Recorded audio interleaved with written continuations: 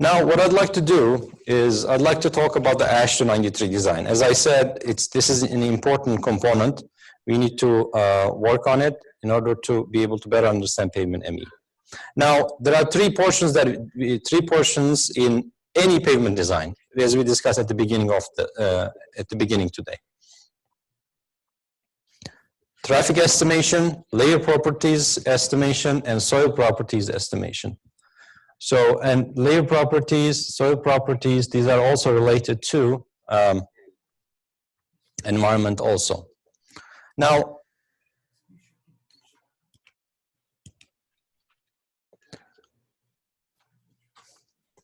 what happens, how can things go wrong? So first, traffic estimation, you need to do a traffic study, right? In any design, you have to do a traffic study of the past and see what kind of traffic that exists in that particular road that you are designing. Either you do a traffic count, or you can do, well, traffic count is the best. You can use traffic models. There are traffic models that you can use, but they are less discouraged. But traffic counting and weighted traffic counting is the best. And soil properties, it's extremely crucial that you do a proper geotechnical investigation of the base. Okay, your road, pavement, I can't, you know, it's very important. I don't know what to, how else to emphasize, but knowing the soil properties of a pavement, this is your foundation. You really need to know it very well. For any structural design, we do this really well. If you want to do a structural design of a building, we make sure that we have a very good geotechnical investigation, okay? And the same thing is true for our roads also. So when I was auditing a pavement design report once, this is being recorded, so I can't be too specific. So, but anyway, this report was, I'll tell you about it during the lunchtime. This report was 1,200 pages. Okay, so this is the pavement design report that was submitted to the road agency. So I'm reviewing this report, and chapter 6 or so has the main calculations of AASH293, essentially. So the calculations of AASH293, I'm looking at the equations. So there's a statement there, it says, because of a lack of geotechnical investigation report, I am assuming a CBR, California Bearing Ratio, of 15. So that is the main spec is minimum 15. So your subgrade needs to be 15 or higher. Otherwise, you have to, you know, improve the subgrade before you put the road. And this is page 200 or so. And then at page 900, there's a detailed geotechnical investigation report. It's the same PDF, okay? The same PDF. It's not even a separate PDF, okay? So what, you know, either the designer assumed that nobody reads this stuff, or just so there's a big disconnect between the geotechnical guys, geotechnical investigation guys. And by the way, when I went to this geotechnical investigation portion, you know, that, you know, as I told you, I teach soil mechanics all the time, and you know, my main background was geotech, really. So I knew exactly what geotech investigation, a good report and bad report looks like. It's a beautiful report, very, very well done, very nicely spaced boreholes on the subgrade along that road. There's a statistical analysis of the CBR distribution. There's, you know, a whole bunch of things is there. But the pavement designer didn't even bother to look at that report. And so went ahead and said, okay, I'm assuming CBR of 15. So these things happen, and this happened actually 3 times with the same pavement design company that I audited. So so these kind of things are important. So if you have a geotechnical investigation report for the area, you've got to read it, and you have to do a proper statistical analysis along the road and find what CBR to use, if necessary, divide into different regions.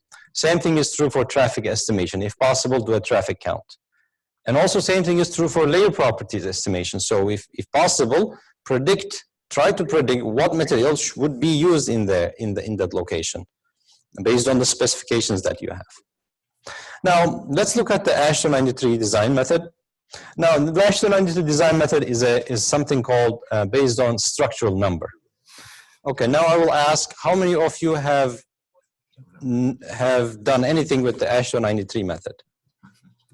Okay, most of you, perfect. Have you done, how many of you have actually done a design with an AASHTO93? You have an Excel sheet or something? Okay, all right, very good. So, so then I will go through this relatively quickly then.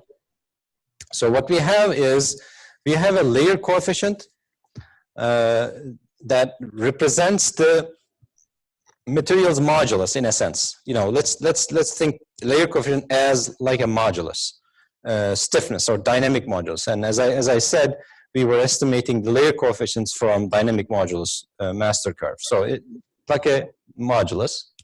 It's not exactly modulus, like a modulus. Okay, so you have a thickness, and for unbound layers, drainage is extremely important. So we have a drainage coefficient that affects the structural number. So obviously in AASHTO93 design, what we have is the structural number of the pavement needs to be larger than the structural number that is needed for this pavement.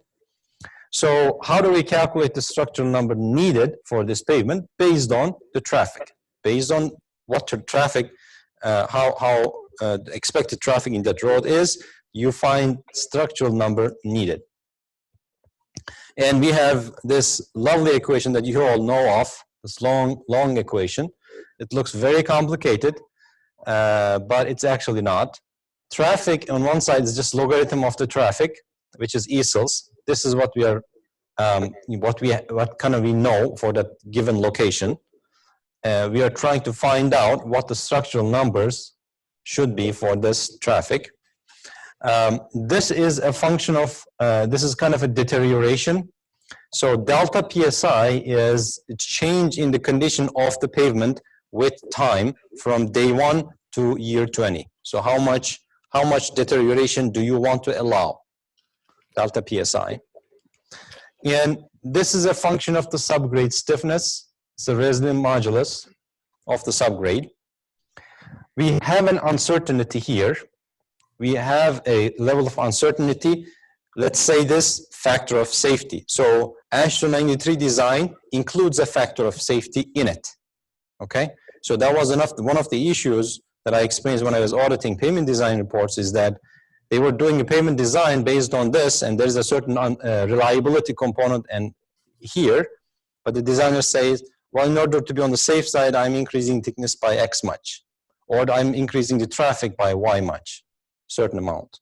That is not what you do. You be accurate you try to be accurate as much as possible for every single component of your design. Traffic needs to be as accurate as possible, as much as possible. You don't just bump up numbers. If you bump up numbers, then they will exponentially grow, and then you end up with an over design. So we do have an uncertainty component in AASHTO93, as we do in pavement ME also. Now, these components are structural capacity that is related to the structural number. And these are the structural number needed. So this is the given structural number, this is what's needed, and this needs to be greater than or equal to this one. Now, this is my Excel sheet that I use. Everybody has their own different Excel sheets. You can see it's very simple. You have layer coefficients, you have different thicknesses. The way I have the reliability, again, this is as a function of factor of safety. 38 million ESLs, that is the design that I was working on. This is the Z factor for reliability. We'll talk about that. We have a standard deviation. This is the initial level of serviceability. This is the final. So delta PSI is 1.7. And CBR and subgrade modulus is a function of the CBR. So typically, there's a relationship between CBR and resilient modulus, and nobody really measures MR. We always use CBR because it's much simpler, much easier to measure. And then we calculate a structural number from here. Required structural number from all this traffic is calculated here. We minimize the error between these two by varying whatever that we want to design for. If we want to vary AC thickness or, you know, a base thickness, this is where the solver that I mentioned yesterday could be useful. Now, easels is an important component in pavement design. Equivalent single axle load. Equivalent single axle load, this portion in the equation, we have average daily traffic multiplied by a growth factor multiplied by a percentage of heavy vehicles, or percentage of the trucks, in a sense. We do the designs based on the percentage of the trucks. Truck factor, directional distribution, lane distribution. If you have multiple directions, that's the percentage of the directions. If you have lane distribution. Among all these,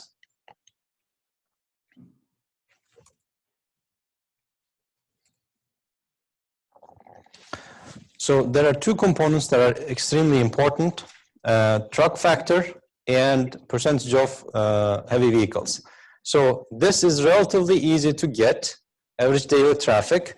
You can just, you know, put a, Make up a number. like traffic count. What do they call those little hoses? Hoses, that's it? Okay. What's that? Yeah, so, you know, those hoses they put, and it just counts, right? The number of vehicles that pass. The tube counts, so whatever you want to use it. So this is relatively easy to get. Growth factor is, you know, you can use many methods of getting growth factor. You know, one method would be if you have a WIM data or wing motion data for over the years, and then you can use that data. That would be the most accurate wing motion on that region of the traffic growth, historical growth, population growth in that area could be another. Could be used to come up with growth factor. Percentage of heavy vehicles.